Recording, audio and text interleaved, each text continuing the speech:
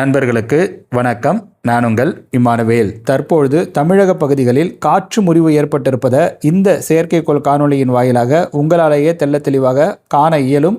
அடுத்து வரக்கூடிய 24 மணி நேரத்திலும் மேற்கு உள் மாவட்டங்களில் இடியுடன் கூடிய வெப்பச்சலன மழைக்கான வாய்ப்புகளும் அமைப்புகளும் கூடுதலாக இருக்கிறது.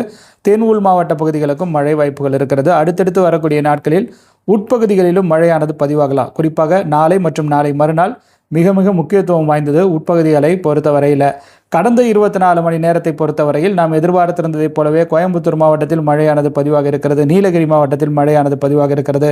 அதே போல் திண்டுக்கல், தேனி, மதுரை, தென்காசி மற்றும் திருநெல்வேலி மாவட்டத்தினுடைய சில இடங்களிலும் மழை பதிவாக இருப்பதாக தான் நமக்கு இன்ஃபர்மேஷன்ஸ் எல்லாமே கிடச்சிருக்குது.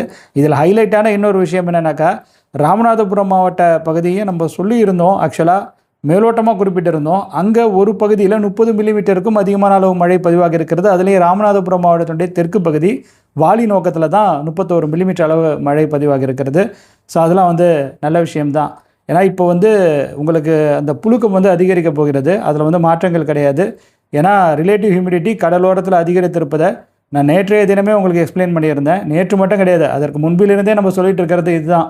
இனிமேல் டெல்டாவில் அடுத்தடுத்து வரக்கூடிய நாட்களில் புழுக்கம் என்பது அதிகமாக இருக்கும். குறிப்பாக 21ஆம் தேதி வரையில் உட்பகுதிகளில் வெப்பச்சலன மழை பதிவாக வாய்ப்பு இருப்பதன் காரணமாக கடலோரங்களில் பகல் நேரத்தில் ஒரு மாதிரியான அசாதாரணமான ஒரு நிலை தான் இருக்கும். வியர்வை உலராத தன்மைன்னு சொல்லுவோம். அந்த நச பிசுலாம் இருக்க தான் செய்யும். சரி, இன்றைக்கி எந்தெந்த பகுதிகளில் மழைக்கான வாய்ப்புகள் இருக்குது அப்படிங்கிறது தான் நம்ம இந்த காணொலியின் வாயிலாக பார்க்க போகிறோம்.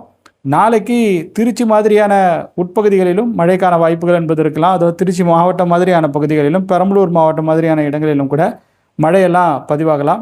பெங்களூர் மாநகர் மற்றும் புறநகர் பகுதிகளுக்கும் கூட அடுத்து வரக்கூடிய நாட்களில் மழைக்கான வாய்ப்புகள் இருக்கிறது. இன்றே அடுத்த 24 மணி நேரத்தில் பெங்களூர் மாநகரனுடைய புறநகர் பகுதிகளின் சில இடங்களில் இடியுடன் கூடிய மழை பதிவானது என்றால் நீங்கள் ஆச்சரியம் கொள்ள தேவை கிடையாது. மதுரை மாவட்டத்தில் மழையானது பதிவாகலாம்.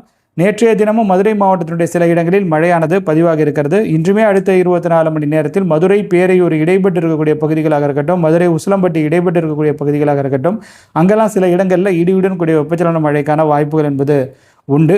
அதே போல் பார்த்திங்கனாக்கா உங்களுக்கு விருதுநகர் மாவட்டத்தினுடைய மேற்கு பகுதி, இந்த புளியங்குடி மற்றும் அதனை ஒட்டி இருக்கக்கூடிய பகுதி, புளியங்குடி, சிவகாசி இடைப்பட்டு இருக்கக்கூடிய பகுதி, அங்கெல்லாம் கூட மழையானது பதிவாகலாம். தூத்துக்குடி மாவட்டத்தினுடைய வடமேற்கு பகுதிகள்னு சொல்லலாம். கிட்டத்தட்ட நெல்லை மாவட்டத்தை ஒட்டி இருக்கக்கூடிய சில இடங்களிலும் மழைக்கான சாத்தியக்கூறுகள் என்பது இருக்கிறது. தென்காசி மாவட்டத்தின் சில இடங்களிலும் மழையானது பதிவாகலாம். நெல்லை, தென்காசி இடைப்பட்டு இருக்கக்கூடிய பகுதிகளில் திடீரென வானம் இருட்டி கொண்டு மேகமூட்டத்துடன் காணப்பட்டு மழையெல்லாம் பதிவானுச்சுனாக்கா நீங்கள் அதை மகிழ்ச்சியோட வரவேற்றுக்கொள்ளுங்க. ஏன்னா இப்போ இருக்கிற நிலையில் இப்போ காரைக்கால்லே பார்த்தீங்கன்னாக்கா ரிலேட்டிவ் ஹியூமிடிட்டி ரொம்ப அதிகமாக இருக்குது. ஒரு அசாதாரணமான நிலை தான் இருக்குது. அசாதாரணமான நிலைனா ரொம்ப அசாதாரணமான நிலை இல்லை. இன்னும் நம்ம நாட்கள் நிறைய இருக்கிறது. இன்னும் பார்க்க வேண்டியது எவ்வளவோ இருக்குது. காரைக்கால், மயிலாடுதுறை, நாகப்பட்டினம், திருவாரூர் மாவட்டத்தை பொறுத்தவரையில் இது ஒரு பீக்கான ஒரு சம்மர் கிடையாது. இது உட்பகுதிகளுக்கு தான் ஒரு பீக்கான ஒரு சம்மர்னு சொல்லலாம். அந்த நேரத்தில் தான் அங்கே கன்வெக்டிவ் ரெயின் ரெக்கார்ட் ஆகுது. இப்போ காரைக்கால் மாதிரியான ரீஜியனை பொறுத்த வரைக்கும், இந்த வடகடலோர மாவட்டங்களை பொறுத்தவரையில் அவங்களுக்கு பீக்குங்கிறது இல்லை, நமக்கு பீக்குங்கிறது மே மாதம் தான். ஸோ மே மாதத்தில் தான் வெப்பநிலை ரொம்ப அதிகமாக இருக்கும் கடலோர மாவட்டங்களில். ஏப்ரல் மாதத்துலேயே பார்த்திங்கனாக்கா 40 டிகிரியை சில இடங்கள் ரீச் பண்ணிவிடும். இப்போ பாண்டிச்சேரி மாதிரியான ரீஜியனாக இருக்கட்டும், சென்னை மாநகரனுடைய புறநகர் பகுதிகளாக இருக்கட்டும், இப்போ மயிலாப்பூர் வேறு, மீனம்பாக்கம் வேறு, ரெண்டுத்துக்கும் வித்தியாசம் இருக்குது. மீனம்பாக்கம் பார்த்திங்கனாக்கா கொஞ்சம் உள்ளே இருக்கக்கூடிய ரீஜியன் தான். அதே சமயம் மயிலாப்பூருங்கிறது கடலுக்கு கொஞ்சம் நெருக்கத்தில் இருக்கக்கூடிய ரீஜியன் தான். ஸோ ரெண்டுத்துக்கும் வித்தியாசம் என்பது இருக்கும். சிவகாசி, கோவில்பட்டி இடைப்பட்டு இருக்கக்கூடிய பகுதிகள், நெல்லை, கயத்தாறு இடைப்பட்டு இருக்கக்கூடிய சாலையின் சில இடங்களில் கூட மழைக்கெல்லாம் வாய்ப்புகள் என்பது இருக்கிறது. நெல்லை மாவட்டத்துடைய தெற்கு பகுதிகளில் சில இடங்களில் மழை பதிவானுச்சுனாக்கா இந்த மாதிரியான சீசனில் இட்ஸ் குட் அப்படிங்கிற மாதிரி நம்ம சொல்லிக்கலாம். ஏன்னா அவங்களுக்கும் இது தேவையான ஒரு மழை தான். வடகிழக்கு பருவமழையும் பெரிய அளவில் அவங்களுக்கு கை கொடுக்கல. ஸோ இந்த முறையாவது இந்த காலகட்டத்திலாவது மழை பதிவாகுதா அப்படிங்கிறத பார்க்கணும். ஸோ ராமநாதபுரம் மாவட்டத்தினுடைய தெற்கு பகுதிகளுக்கும் மழைக்கான வாய்ப்புகள் என்பது சில இடங்களில் இருக்கிறது. இவை போக பார்த்தோம்னாக்கா சேலம் மாவட்டத்தில் ஏற்காடு சுற்றுவட்டார பகுதிகளில் மழைக்கான வாய்ப்புகள் உண்டு. சேலம், அரூர் இடைப்பட்டு இருக்கக்கூடிய அந்த சாலையில், அதேபோல் மேட்டூர் அருகில் கூட சில இடங்களில் மழையானது பதிவாகலாம். மேட்டூர், எடப்பாடி இடைப்பட்டு இருக்கக்கூடிய பகுதிகளிலும் மழைக்கான வாய்ப்புகள் இருக்குது.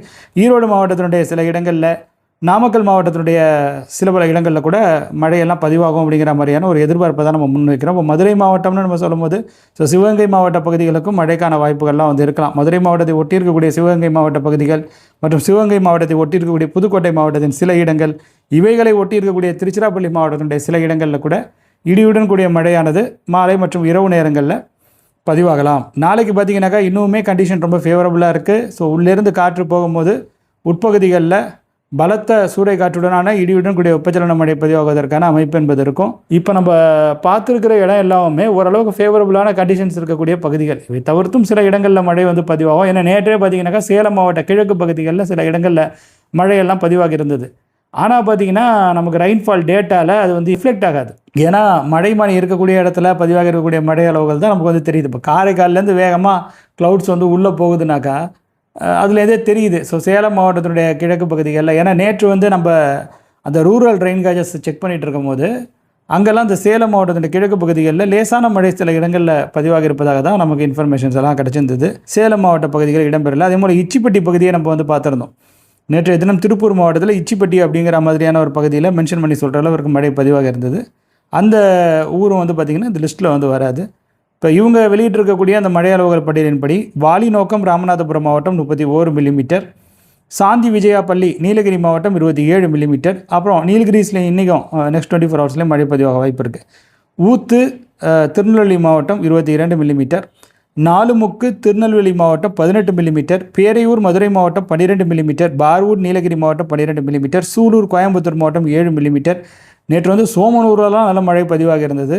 ஸோ அதெல்லாம் அந்த லிஸ்ட்டில் வரல. கிண்ணக்கோரை நீலகிரி மாவட்டம் 7 மில்லிமீட்டர், ஒட்டஞ்சத்திரம்னாக்கா சத்திரப்பட்டி அப்படிங்கிற மாதிரியான ஒரு பகுதி, அது வந்து திண்டுக்கல் ஒட்டஞ்சத்திரம் இடைபெற்றக்கூடிய பகுதி, அங்கே 4 மில்லிமீட்டர். ஏழுமலை மதுரை மாவட்டம் 3 மில்லிமீட்டர், கூடலூர் பஜார் நீலகிரி மாவட்டம் 3 மில்லிமீட்டர்.